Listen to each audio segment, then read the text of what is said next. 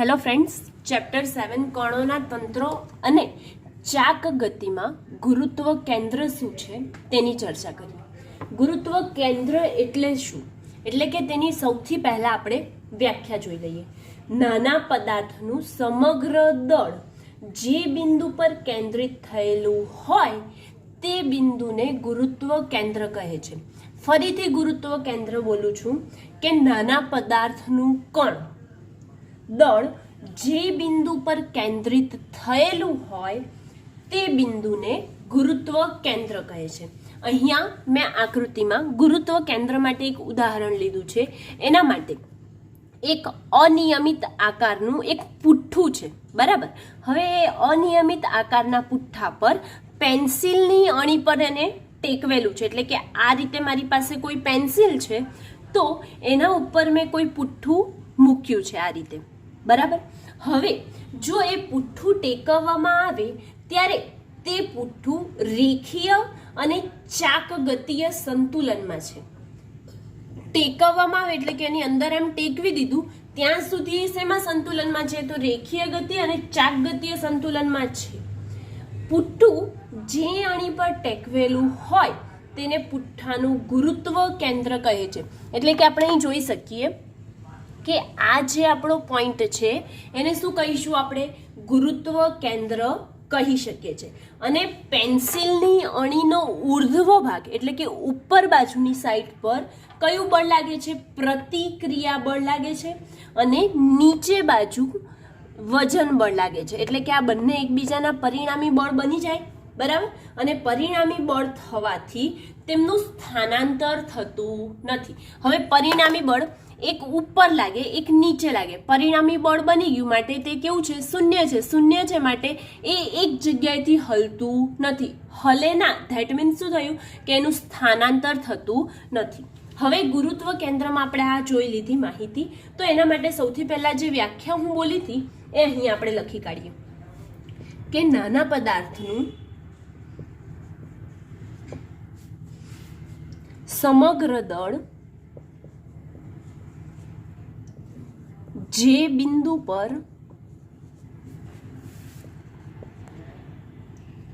કેન્દ્રિત થયેલ હોય તે બિંદુને શું કહે છે? ગુરુત્વ કેન્દ્ર કહે છે. પડી ખબર? હવે ગુરુત્વ કેન્દ્ર માટે આપણે એક અનિયમિત આકારનું પુઠ્ઠું લીધું. તો અનિયમિત આકારના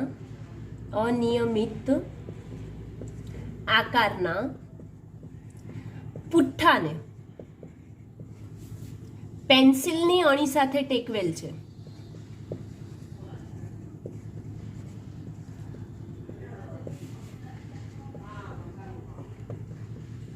હવે આ રીતે ટેકવેલું હોય ત્યાં સુધી તેનામાં કયું હોય સંતુલન? રેખીય અને ચાક ગતિય બંને સંતુલન હશે.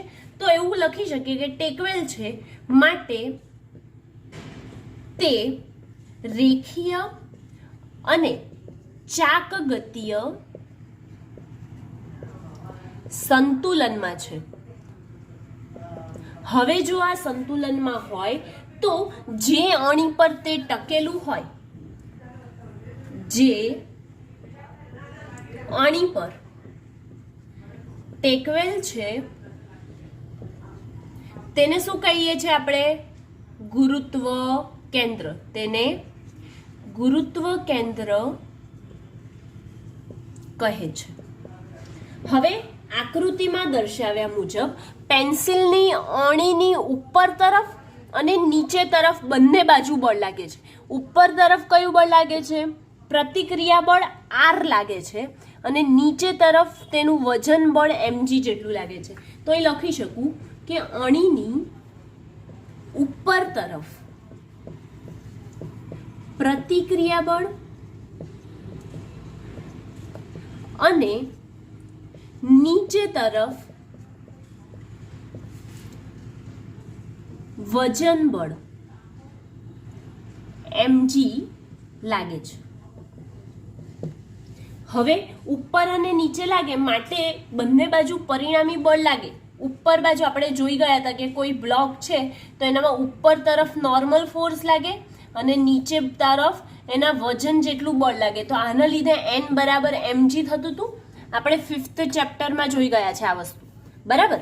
તો એના ઉપરથી જ આપણે લખ્યું ને કે પુઠ્ઠું છે તો એની ઉપર પ્રતિક્રિયા બળ લાગે છે ઉપર બાજુ અને નીચે બાજુ વજન બળ લાગે, માટે સ્થાનાંતરિત થતું નથી, માટે સ્થાનાંતર થતું નથી અથવા તો સ્થાનાંતરિત થતું નથી. કોણ? પુઠ્ઠું, બરાબર. હવે જો પુઠ્ઠા પરના દરેક કણ પર નીચે તરફ લાગતા ગુરુત્વાકર્ષણ બળને લીધે ટોર્ક લાગે છે. કોના લીધે? તેનું ગુરુત્વાકર્ષણ બળ છે તેના લીધે નીચે તરફ શું લાગે છે? ટોર્ક લાગે છે. તો આ બધા ટોર્કનો સરવાળો શૂન્ય થાય તો તે ચાકગતીય સંતુલનમાં છે તેવું કહેવામાં આવે. ક્યારે? જ્યારે ટોર્ક શૂન્ય થાય ત્યારે. તો આપણે લખીએ અહીંયા કે પુઠ્ઠા પરના બધા કણ પર નીચે તરફ લાગતા ગુરુત્વાકર્ષણ બળના લીધે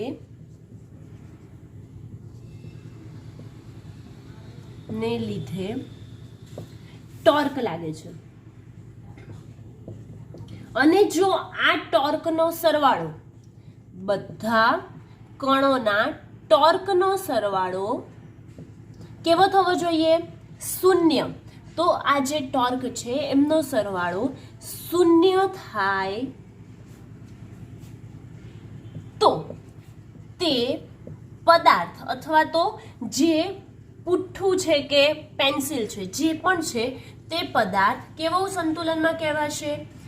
ચાકગતીય સંતુલનમાં છે તેવું કહી શકાય. પણ શરત શું છે આપણી પાસે? કે ટોર્કનો સરવાળો શૂન્ય થવો જોઈએ તો જ તે ચાકગતીય સંતુલનમાં હશે. અને જો પરિણામી બળ શૂન્ય થાય તો એ કેવા સંતુલનમાં કહેવાય? રેખીય સંતુલનમાં છે એવું કહેવાય, બરાબર. હવે આ ટોર્ક શૂન્ય થાય તો હવે જો પુઠ્ઠા પર જુદા જુદા કણો છે M1, M2, M3 up to Mn સુધી, તો ધારો કે એને હું Mi લઈ લઉં, બરાબર. તો એ દરેક જુદા જુદા કણોના દળ Mi છે અને ગુરુત્વ કેન્દ્રથી તેમનું સ્થાન Ri જેટલું છે. ધારો કે R1 છે, M1 નું સ્થાન કેન્દ્રથી R1 જેટલું છે, પછી બીજા કણનું સ્થાન R2 જેટલું છે. તો એવા n કણો છે, એના માટે મેં બધાનું કોમન લઈ લીધું. કેટલું? Ri છે, બરાબર. તો આપણે લખીએ કે જો જુદા જુદા કણોના દળ Mi અને સ્થાન સદિશ Ri હોય તો ગુરુત્વાકર્ષણને કારણે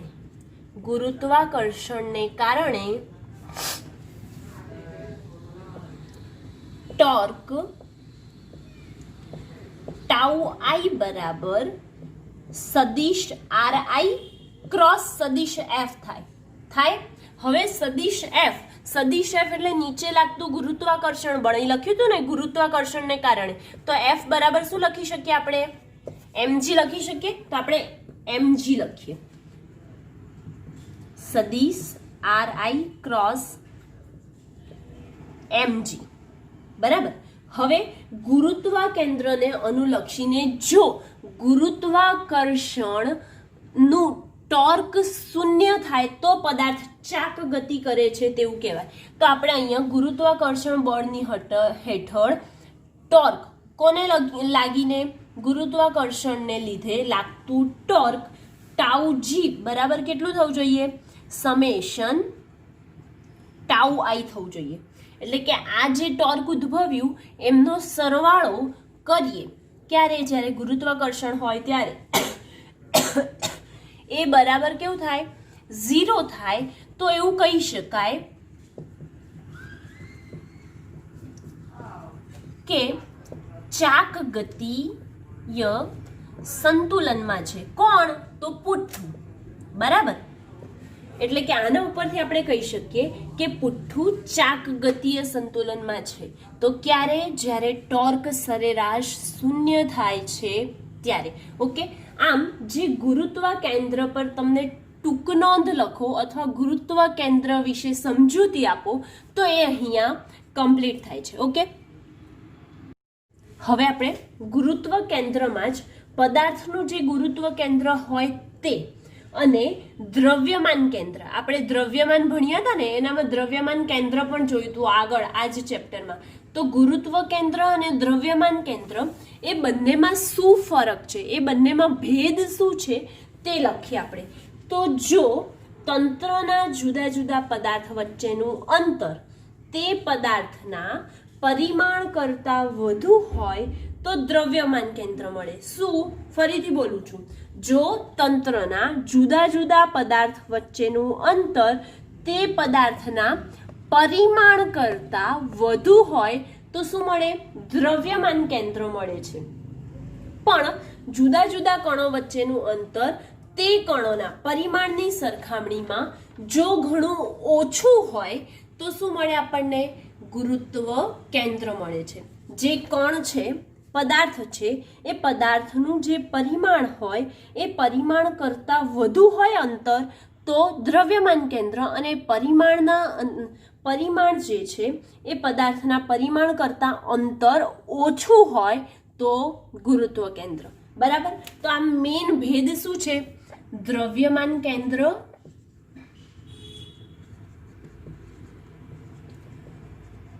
અને ગુરુત્વ કેન્દ્ર નો ભેદ. ઓકે. હવે આપણે જોઈએ તો જે હું બોલી એ પહેલા લખી કાઢું, પછી આગળ જઈએ આપણે. જો તંત્રના જુદા જુદા પદાર્થ વચ્ચેનું અંતર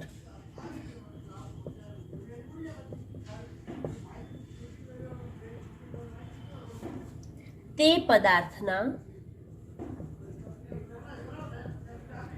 પરિમાણ કરતા કેવું હોય? વધુ હોય તો દ્રવ્યમાન કેન્દ્ર મળે. અને ફરી બીજી વાર, જો તે જુદા જુદા પદાર્થ વચ્ચેનું અંતર તે પદાર્થના પરિમાણ કરતાં કેવું હોય? ઓછું હોય તો કયું કેન્દ્ર મળે? તો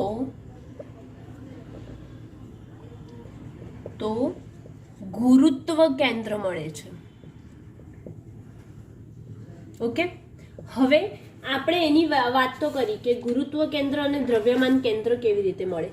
જો અચળ ગુરુત્વાકર્ષણ કે ગુરુત્વ મુક્ત અવકાશમાં પદાર્થનું ગુરુત્વ કેન્દ્ર અને દ્રવ્યમાન કેન્દ્ર એક જ હોય છે, તેવી જ રીતે દ્રવ્યમાન કેન્દ્ર શોધવા માટે ગુરુત્વાકર્ષણની જરૂર પડતી નથી, જ્યારે ગુરુત્વ કેન્દ્ર શોધવા માટે ગુરુત્વાકર્ષણની જરૂર પડે છે. એટલે કે દ્રવ્યમાન કેન્દ્ર અને ગુરુત્વ કેન્દ્ર વચ્ચે તફાવત આપણે બનાવી શકીએ. કેવી રીતે? પહેલામાં પરિમાણ કરતાં વધુ અંતર હોય તો દ્રવ્યમાન, અને પરિમાણ કરતાં ઓછું અંતર હોય તો ગુરુત્વ કેન્દ્ર. તેવી જ રીતે જો દ્રવ્યમાન કેન્દ્ર શોધવું હોય તો ગુરુત્વાકર્ષણની જરૂર પડતી નથી, જ્યારે ગુરુત્વ કેન્દ્ર શોધવું હોય છે ત્યારે ગુરુત્વાકર્ષણની જરૂર પડે છે. અને તેવી જ રીતે એ બંનેમાં કોમન પોઈન્ટ કયો? તો કોમન પોઈન્ટ એ છે કે અચળ ગુરુત્વાકર્ષણ કે ગુરુત્વ મુક્ત અવકાશમાં પદાર્થનું ગુરુત્વ કેન્દ્ર અને દ્રવ્યમાન કેન્દ્ર એક જ હોય છે. તો આપણે લખીએ કે અચળ ગુરુત્વાકર્ષણ કે ગુરુત્વ મુક્ત અવકાશમાં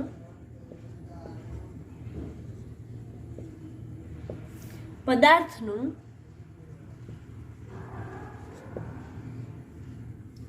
ગુરુત્વ કેન્દ્ર અને કયું દ્રવ્યમાન કેન્દ્ર, ગુરુત્વ કેન્દ્ર અને દ્રવ્યમાન કેન્દ્ર એક જ હોય છે. અને બીજો એક ફેરફાર, આ કોમન પોઈન્ટ છે, પણ જો ફેરફાર લખો તો ફેરફાર શું છે? તો દ્રવ્યમાન કેન્દ્ર શોધવા માટે ગુરુત્વાકર્ષણની જરૂર નથી. ગુરુત્વાકર્ષણની જરૂર નથી. જ્યારે ગુરુત્વ કેન્દ્ર શોધવા માટે ગુરુત્વાકર્ષણની શું હોય છે? જરૂર હોય છે. ગુરુત્વાકર્ષણની જરૂર હોય છે. હવે જે ગુરુત્વ કેન્દ્ર શોધતા હતા તે આપણે પેન્સિલ અને પુઠ્ઠાના ઉદાહરણથી શોધી લીધું હતું, બરાબર? તો એવી જ રીતે ગુરુત્વ કેન્દ્ર શોધવા માટેની બીજી રીત જોઈએ. કોની? ગુરુત્વ કેન્દ્ર શોધવા માટે બીજી રીત. હવે મારી પાસે આકૃતિમાં અનિયમિત આકારનો પદાર્થ છે, બરાબર? તો હું મારો અનિયમિત આકારનો પદાર્થ દોરી દઉં છું.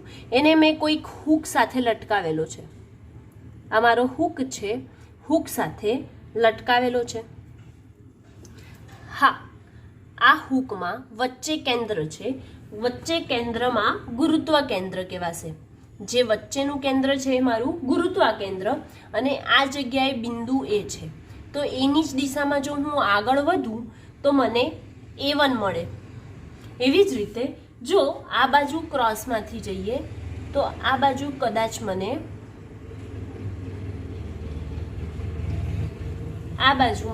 C મળે છે, અથવા તો B પણ લખી શકો, કોઈ પણ લખી શકો. એવું કંઈ નથી કે હું અહીં જે લખું એ જ લખું, બરાબર? અને આ બાજુ એક ત્રીજું બિંદુ છે B, બરાબર? આ B છે, B1 અને આ B. ઓકે, હવે હું આકૃતિમાં દર્શાવ્યા પ્રમાણે અનિયમિત આકારના પદાર્થને તેના પર જુદા જુદા બિંદુઓથી લટકાવવામાં આવે છે. પહેલા આ બિંદુથી, પછી પદાર્થને આમ ફેરવી દઈએ અને B બિંદુથી, પછી ફરી આમ ફેરવીને C બિંદુથી લટકાવવામાં આવે છે. તો જે લટકાવવામાં આવે છે, તો હાલમાં કયા બિંદુ પર લટકાવેલો છે આપણો પદાર્થ? એ બિંદુ પર લટકાવેલો છે. તો જો એ બિંદુએથી પદાર્થને લટકાવીએ અને એમાંથી પસાર થતી ઉર્ધ્વ રેખા એ A1 છે A1 ઉર્ધ્વ રેખા. એવી જ રીતે જો બી માંથી લટકાવીશું, એટલે કે પદાર્થને ફેરવી દઈશું અને એને બી માંથી લટકાવીશું, તો એની ઉર્ધ્વ રેખા કઈ મળશે આપણને? B1 મળશે. અને તેવી જ રીતે હજી એને આમ ફેરવી દઈશું ગોળ, તો કયું મળશે? C1 ઉર્ધ્વ રેખા મળે છે. આ બધી ઉર્ધ્વ રેખાનું છેદન બિંદુ શું છે? છેદન બિંદુ એ અનિયમિત આકારનું જે પદાર્થ છે એનું ગુરુત્વ કેન્દ્ર છે. મળે છે? બધાનું છેદન બિંદુ એક જ છે. કયું? ગુરુત્વ કેન્દ્ર. તો આપણે લખીએ આના પરથી કે આકૃતિ પરથી જો તમે લખવું હોય તો તમે ડાયરેક્ટ જ અહીંયાથી લખી શકો છો. ડાયરેક્ટ જ આકૃતિ પરથી અનિયમિત આકારના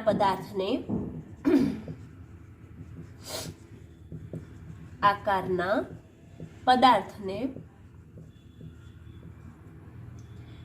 જુદા જુદા બિંદુએથી હૂક પર લટકાવવામાં આવે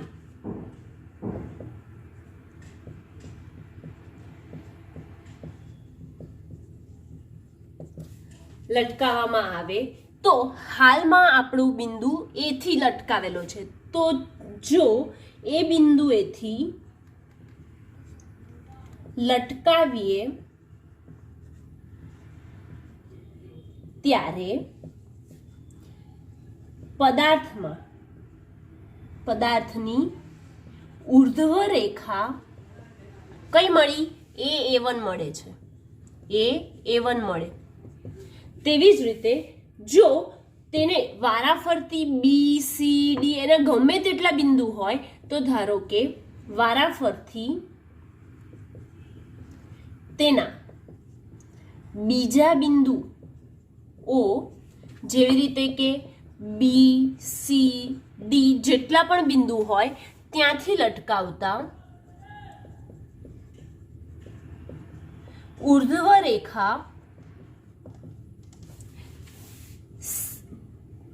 BB1 CC1 BB1 CC1 મળે છે.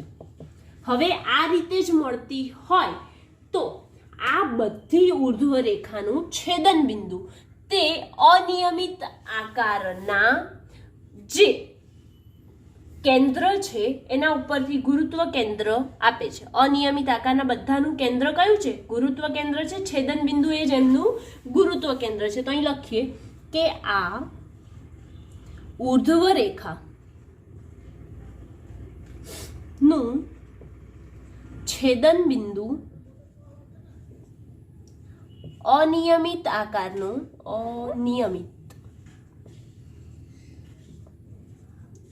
આકારના પુઠ્ઠાનું ગુરુત્વ કેન્દ્ર છે. ઓકે, અને આના ઉપરથી આવું કહી શકાય કે જો પદાર્થ નાનો હોય તો આ જ રીતે તેનું દ્રવ્યમાન કેન્દ્ર પણ શોધી શકાય છે. ક્યારે? જો પદાર્થ નાનો હોય ત્યારે. તો અહીં લખી દઈએ આપણે એ પણ કે જો પદાર્થ નાનો હોય